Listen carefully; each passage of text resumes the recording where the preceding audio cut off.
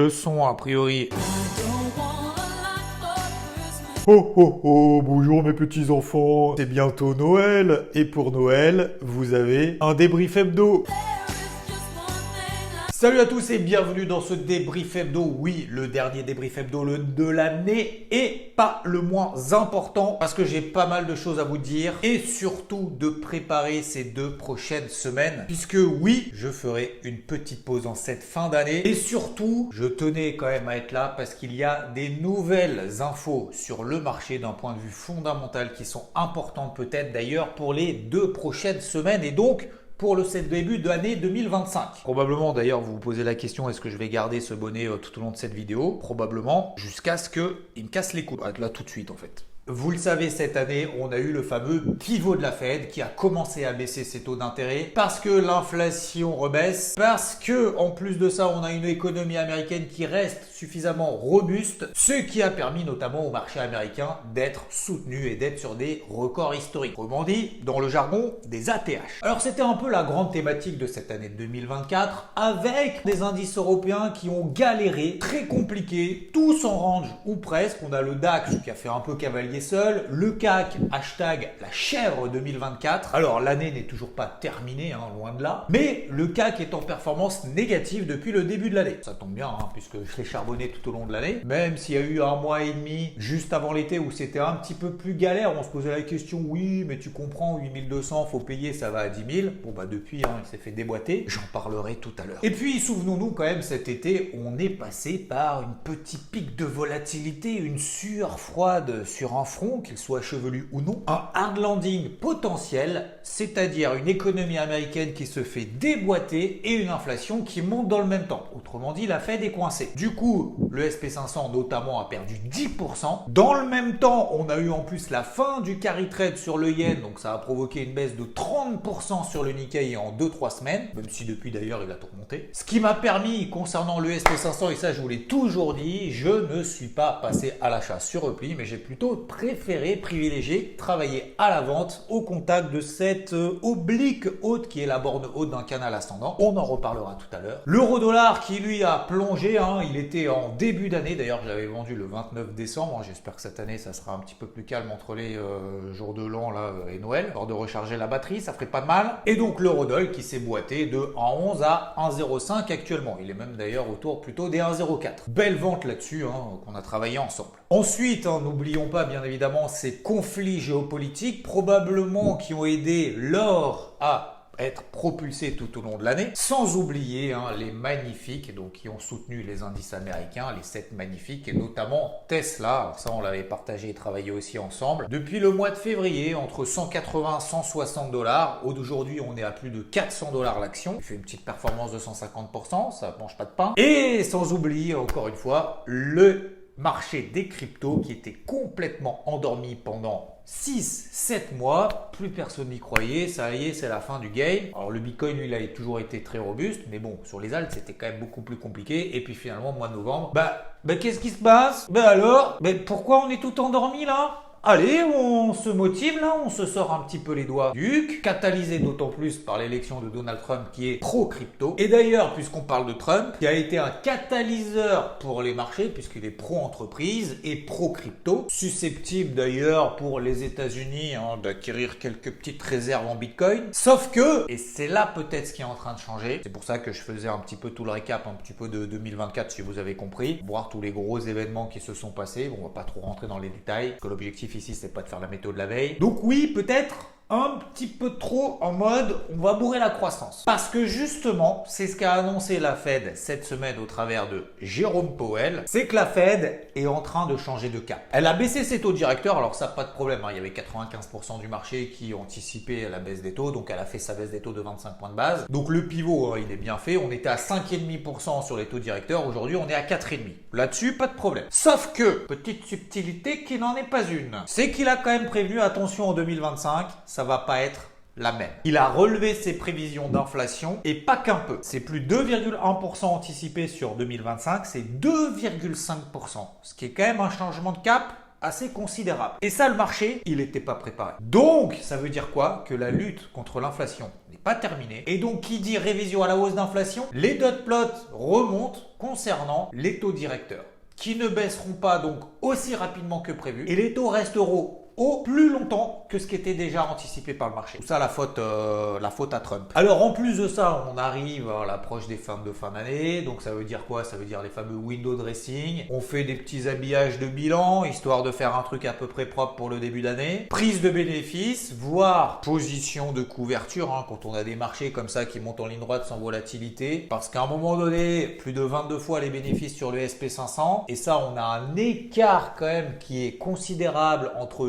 l'évolution des prix du SP500 et les révisions à la hausse des bénéfices nets par action anticipés pour l'année à venir. Du coup, pour cette fin d'année, ça pique un peu. Ça nous donne sur les indices américains des bougies assez moches en weekly, notamment ces hauts de canaux, hein, je vous partage d'ailleurs depuis un moment, hein, même sur IVT au travers du carnet de bord que j'ai actualisé cette semaine justement pour préparer déjà le début d'année. Bah ouais, le fameux coup d'avance, faut préparer. Mais attention quand même, je ne suis pas en train de tirer la sonnette d'alarme, tout va s'effondrer, oulala, attention, panique générale, faut tout vendre. Pour le moment, on n'a pas de vif retournement de tendance, même si on a aussi un dollar américain qui était déjà assez fort et qui se renforce de plus en plus. S'il y a moins de baisse des taux, ça renforce le dollar américain. Donc oui, pour dégrader toutes ces configs weekly qu'on a sur les indices américains notamment, parce que l'Europe c'est un peu différent, parce que c'est un petit peu le bordel, et donc invalider ces tendances haussières, il faudra passer sous les MM20, moyenne mobile à 20 semaines, cette ligne bleue ici que vous avez, et si on commence à passer là en dessous, là on passe d'une tendance haussière à une tendance neutre, on passe toujours pas d'ailleurs en tendance baissière. D'ailleurs au passage, je vous mets ici aussi le Russell 2000, qui n'est pas l'indice russe, c'est l'indice des petites capitalisations aux États-Unis, qui fait un énorme échec ici sur ce haut de range énorme qui avait déjà été testé dans le passé. Et ça, je vous l'avais dit aussi avec l'indice Dow Jones depuis maintenant plus d'une semaine, les deux indices qui avaient des polarités négatives, Dow Jones et Russell 2000. Donc effectivement, le Dow Jones toujours à travailler à la vente. Ça a été le premier à travailler et donner des signaux baissiers, donc à travailler à la vente sous 44 500 points. Aujourd'hui, on est plus de 1000 points plus bas. Et puis, même si lui, il est déjà au contact de sa MM20 Weekly, je vous avais évoqué notamment dimanche dernier mon plan de vente, de travail à la vente depuis qu'on était passé sous la MM20 Daily sur une unité de temps un peu plus courte. Je sais, je rentre un petit peu dans les détails techniques, mais comme ça au moins vous avez le suivi. Donc là, je me dis sur le Dow Jones, à partir de 40 000, ok, passer à l'achat, pourquoi pas. Le CAC 40, alors, je vous avais expliqué aussi que je l'ai charbonné tout au long de cette année, ça a super bien fonctionné. J'avais plus trop de positions, enfin plus d'ailleurs du tout de position même, depuis qu'on s'était réinstallé au-dessus des 7330, que j'avais un petit doute de sa capacité à rattraper le retard, notamment sur les indices américains, parce que je vois pas, vu le contexte économique et politique actuelle en France, pourquoi est-ce qu'il rattraperait le retard qui deviendrait plus fort donc que les indices américains, fameux rouleau compresseur. Donc j'ai commencé à prendre une petite vente sous les 7300 points, tranquillement, sous la MM20 Daily. Mais attention, on reste quand même dans une zone de turbulence. Je trouve effectivement normal qu'il y ait certains investisseurs qui se disent « Ah on a des actions à pas cher, elles viennent de perdre entre 20 et 40% sur certaines d'entre elles. Je ramasse un petit peu, c'est pas cher, j'y crois encore. » Hop, c'est cool. Donc c'est pour ça que finalement le CAC ne s'effondre pas tant que ça, je pense. Mais me concernant, je vois que l'indice CAC 40 est toujours la chèvre, il est toujours faible, il donne en plus des signaux plutôt négatifs, donc je continue à le travailler à la vente, mais plutôt tranquillement. Le fait de comprendre le contexte, ça permet d'ajuster la taille de sa position. L'euro-dollar, je vous en avais parlé également. Vous savez, ce range daily qu'on avait. Dans le cas d'une tendance précédente qui est baissière, plus de chances d'en sortir dans le sens de la tendance précédente, donc par le bas, que l'inverse. C'est exactement ce qui a lieu, même si ça a mis un peu de temps. Et j'ai fait l'objectif des 1,0360. Terminé. Pour moi, maintenant, le timing, ça va être beaucoup plus compliqué de vendre l'euro-dollar. Donc, prise de profit, ça c'est fait. Maintenant, je vais attendre le début de l'année prochaine, voir un petit peu ce qui se passe et s'il arrive à réagir positivement, puisque je vous rappelle que cette zone des 1,04, 1,05, c'était pour moi une grosse zone d'achat weekly, mais ce que je vous ai dit, c'est que je privilégiais tout simplement le flux, la tendance en cours, notamment en daily, qui était plutôt baissière. Donc, je préférais être plutôt vendeur sur ces zones-là. Même si ça a beaucoup baissé, ce n'est pas une raison pour que ça monte plus demain. Pétrole également. Alors là, je vous donne toutes les infos, justement, tous les actifs, on va dire sur les marchés traditionnels, que je suis en train de travailler, voire de surveiller pour les 2 prochaines semaines. Après, vous en inspirez, vous faites comme vous voulez, ou pas, vous faites l'inverse. Ça, après, cela ne me regarde pas. comme dirait l'autre. Donc oui, le pétrole sur cette zone des 70-72, c'est une grosse zone weekly, mais pour le moment, il n'y a pas vraiment de réaction. Donc ce que je fais pour ces 2 prochaines semaines, je me mets une alerte à 74,50. Si on passe là au-dessus, j'estime qu'il y a un signal positif et à ce moment-là, je passerai à l'achat. Et puis Tesla, alors on me pose la question, je l'ai partagé depuis le mois de février, depuis 180 et 160 dollars, hein, tout le monde était pessimiste là-dessus, je payais à ce moment-là, depuis plus de 150% de performance dessus. J'ai allégé en partie, que j'estime qu'effectivement, il y en a beaucoup qui me disent oui, mais Tesla, niveau de valorisation, t'imagines, c'est ouf, le PER est énorme, c'est vrai, je suis d'accord avec ça. Pour le moment, ça montre et c'est vrai qu'en 2024, c'est un peu les leçons, je vous en parlais juste après, que je retiens en cette année 2024, c'est que oui, malgré peut-être le fondamental, peut-être les niveaux de valorisation, etc.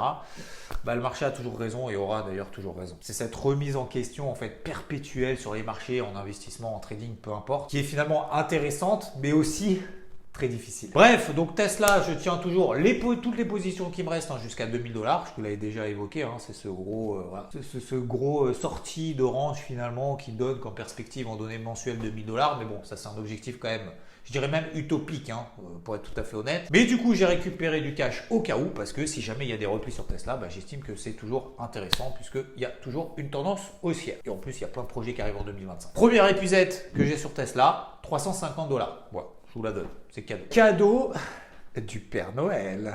Il y a aussi les boules. À Noël?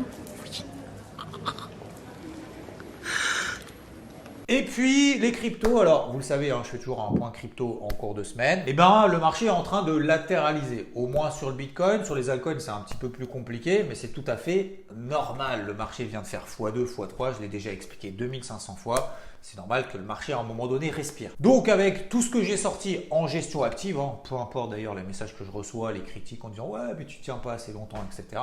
D'ailleurs AVE, petit clin d'œil sorti justement à 390, c'est quasiment le point haut. Et avec le cash récupéré et travaillé, ça me permettra justement en gestion active de reprendre les cryptos que j'estime les plus fortes. Et encore une fois, je vous ai expliqué dans la dernière vidéo comment est-ce que je détermine les plus fortes avec les MM20 et MM50 weekly notamment. Bref, un peu de patience et il va falloir continuer à travailler. Ce marché crypto, ça va pas aller to the moon x50 en ligne droite. Voilà. Désolé de vous décevoir, mais voilà, c'est un peu la mauvaise nouvelle du jour. Qu'est-ce que je retiens des leçons 2024 ? La première chose, c'est que finalement, le marché est assez concentré. Alors notamment sur le SP500, etc. On en a parlé déjà avec les 7 magnifiques.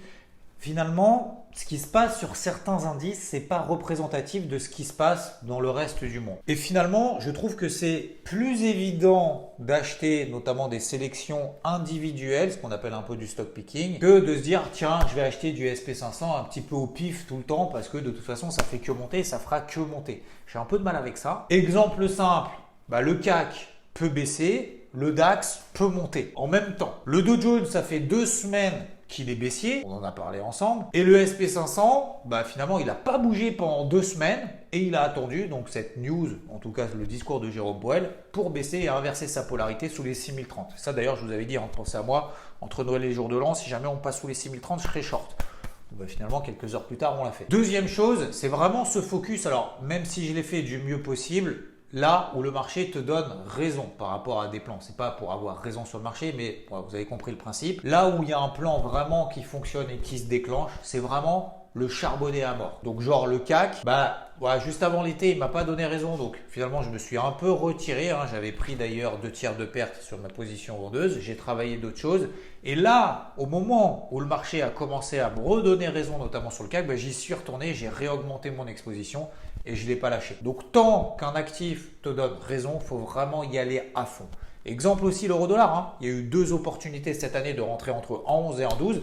Et dès qu'on est rentré, dès que j'ai eu des signaux, bam, charbonnage à fond. Et d'ailleurs, il faut arrêter de tergiverser sur un actif qui ne te donne pas raison ou qui ne fait rien. Et puis la troisième chose, alors ça c'est peut-être un petit peu plus personnel, mais ça peut aussi vous concerner, être moins regardant envers ceux qui te donnent systématiquement leur avis ou leurs critiques après coup et qui ne sont pas constructives. Alors je dis pas que j'ai pas passé beaucoup de temps à regarder tout ça, mais des fois ça peut te faire perdre ton temps et ton énergie et c'est vrai que c'est difficile de trouver un peu le curseur entre ce qui est constructif, ce qu'il faut accepter, ce qu'il ne faut pas accepter. Est-ce qu'il faut le prendre pour soi? Est-ce qu'il faut simplement masqué, ce genre de choses. Le genre de leçon finalement que je retiens en 2024. Et d'ailleurs, tiens, posons la question à Rodolphe. Quelles sont pour toi, Rod, les leçons de 2024 et un peu comment tu envisages 2025? Salut tout le monde, salut Xav, salut FT, salut mesdames, messieurs, les enfants, les animaux. Alors, je vais faire rapide tout en vous remerciant pour vos messages et votre soutien tout au cours de l'année.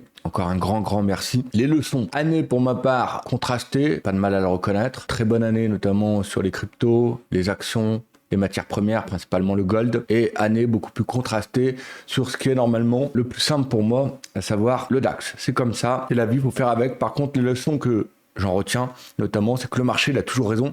Donc ça, vous le savez toutes et tous, on le sait. Mais au-delà de ça, le plus important, qu'il ait raison ou pas, ça reste le timing et le momentum. Le timing, parce qu'avoir raison trop tôt, on sait que c'est également, et ça veut dire avoir tort. Et le momentum, parce que c'est hyper important, parce qu'il faut être souvent dans ce qu'on appelle la hype, le moment clé sur un actif clé. Donc ça, c'est ma première leçon. Deuxième leçon, je pense la plus importante, c'est qu'il faut arriver, et je vous conseille vraiment d'arriver rapidement à définir votre profil, parce que en fonction de ce profil-là, vous pourrez appliquer à la fois des tactiques, des stratégies, mais surtout une psychologie sur les marchés. Alors, j'estime, à force de lire, de regarder IVT un peu partout, que le profil court terme reste très difficile. C'est un métier. Le scalp, l'intraday, c'est un métier. Être présent devant ces écrans tout le temps, comprendre le marché tout le temps en intra, c'est un métier, c'est un investissement non négligeable et faut pouvoir avoir le temps de le faire. En revanche, j'estime que le moyen terme, on va dire le swing en horizon 2-3 semaines, voire 3 mois, 6 mois, 1 an, voire 2-3 ans maximum, comme j'ai pu le vivre sur le gold, c'est grosso modo ce qui correspond en termes à la fois techniques, mais aussi à la fois en termes surtout psychologiques, de psychologie et émotionnelle et des émotions. C'est ce qui correspond grosso modo à 99% d'entre vous. Et donc, je vais aussi, pour ma part, en 2025, m'orienter principalement sur ce profil-là et aider, motiver, essayer d'être persévérant, discipliné, patient sur ce profil-là. Et en revanche, le long terme, à l'inverse du court terme, pour moi, le très long terme, il n'y a rien de vraiment concret. C'est s'éloigner de sa propre vie, des aléas de la vie. Et j'estime que travailler sur du très long terme dans un monde qui soit à la fois économique, géopolitique, social, etc., qui bouge aussi vite, ça peut être dangereux. Donc c'est également une leçon pour ma part, même si cette leçon-là, je l'ai eu plusieurs fois dans ma vie de trader et d'investisseur. En 2025, pour conclure, et pour moi ça sera relativement simple, même si c'est pas facile à identifier et ça demande, et c'est là où les gens voient pas trop, ça demande énormément de travail en amont.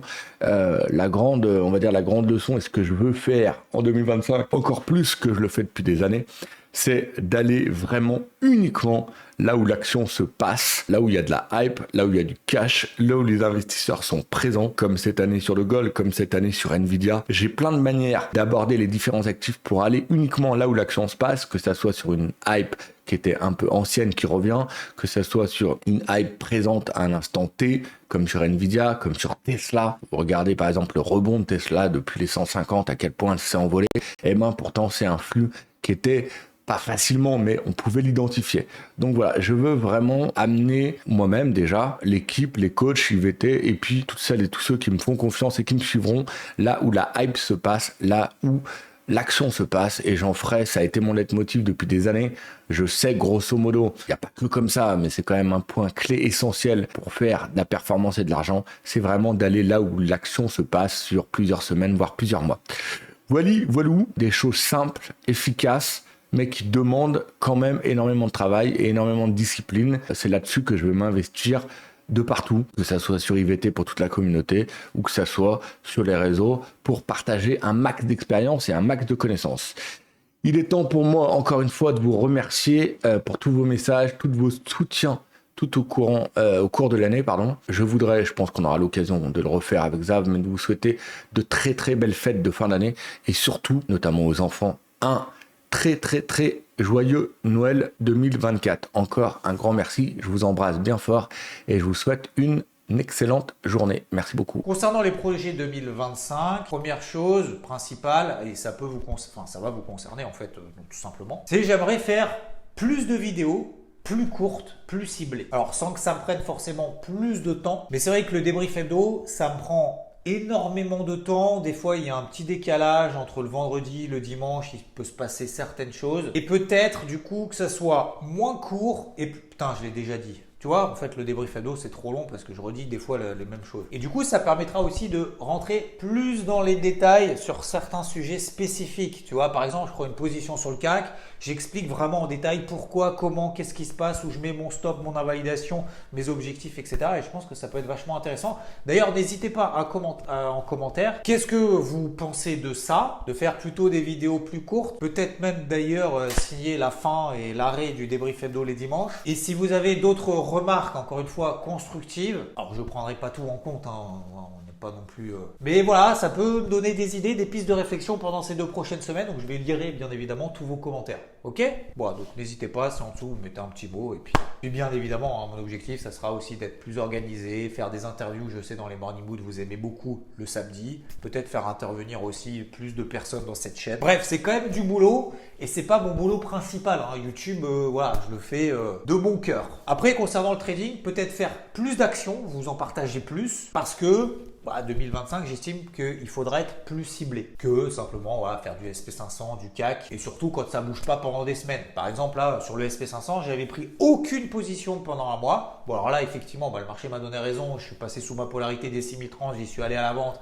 Puis ça a marché direct, hein. En 2 heures, j'ai déjà fait mon premier objectif. Mais c'est vrai que quand il se passe rien pendant 2 semaines, ça peut être intéressant justement de s'intéresser à d'autres choses. Et puis, troisième chose, alors je sais que vous l'attendez, faire peut-être plus de rencontres physiques. Pourquoi pas des nouveaux événements pour pouvoir se rencontrer avec l'ensemble de l'équipe, hein, que ce soit Rodolphe, que ce soit FT, que ce soit l'ensemble des coachs, que ce soit l'ensemble d'IVT et tout. Pourquoi pas aussi des rencontres sportives, hein, ça peut être pas mal, faire un petit peu de running, hein, un semi, un petit marathon, un petit trail, un petit Ironman, hein, on va taper tranquillou, un 18 trous aussi, pourquoi pas. Un petit rendez-vous de golf. C'est vrai que ça fait cette année, j'ai vraiment pas eu le temps. Et en plus, ça tombe mal parce que j'ai pas touché une canne. C'est en train de prendre la poussière. En plus, j'ai changé ma série là. J'ai pris des nouveaux pings vachement bien, vachement plus tolérants. En plus, j'ai gagné quasiment, on va dire à peu près 20% de distance, en étant encore plus régulier que mes vieilles lames que j'avais depuis 15 ans là, machin, qui étaient complètement injouables.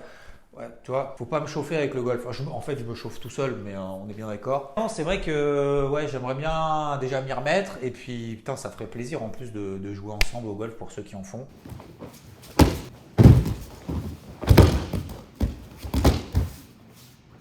Sinon, on peut faire une rencontre judo, c'est rigolo, non? Regardez, elle rigole, elle est contente. Bref, vous proposez des casquettes, peut-être partager aussi mon quotidien sur des petits stories, des vidéos différentes. Bon, voilà. Plein d'idées en tête, mais du coup, le fait de faire cette pause, ça va me permettre de réfléchir à tout ça et d'essayer d'organiser tout ça et de me dire, putain, mais comment tu vas trouver le temps?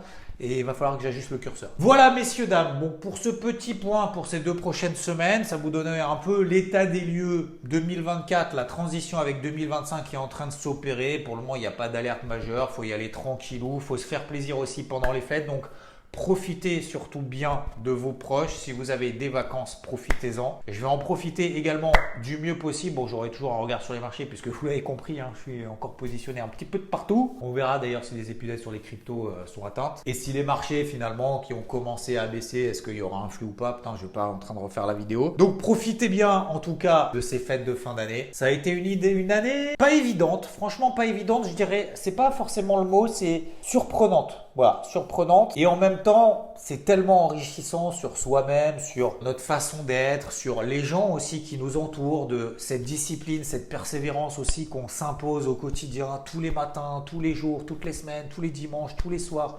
Tout le temps. Et ça me fait un grand plaisir encore une fois qu'on soit maintenant plus de 52 000 sur cette chaîne. Donc franchement, merci infiniment. Merci à FT qui m'aide énormément, enfin qui fait du coup tout le montage, hein, même si des fois il n'y a pas de montage et que c'est complètement dégueulasse. Ça serait pas mal qu'on muscle un peu son jeu quand même. Hein. Merci bien évidemment mon pote, mon associé Rodolphe, avec qui on partage notre quotidien depuis maintenant plus de 10 ans, tous les jours.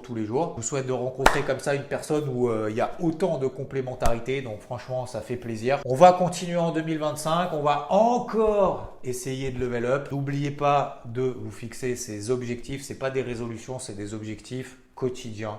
qu'il faut mettre en place, des petits pas qu'on met au quotidien pour atteindre les gros objectifs qu'on se fixe et bien les noter sur une feuille blanche. C'est un exercice ultra difficile. Donc je vais essayer de tout noter sur une feuille blanche, tac, tac, tac.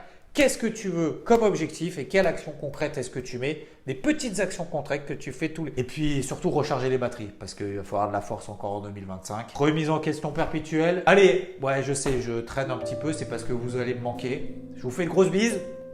Merci infiniment. Putain, j'ai l'impression, je te jure, je sais pas si tu vois, j'ai la chair de poule. Putain, j'ai presque les larmes aux yeux, quoi. Sans déconner, hein, c'est vrai. J'ai l'impression que, putain, on se quitte et que c'est la fin et qu'on va tout arrêter, bordel. Bon, messieurs, dames, allez, c'est bon, on se quitte. Allez, bisous. Passez de bonnes fêtes. Bisous. Je vous fais une bise quand même. Combien? 4? Ah ouais, carrément, on se roule une paix? Non. Ah ouais, c'est rigolo. Hein.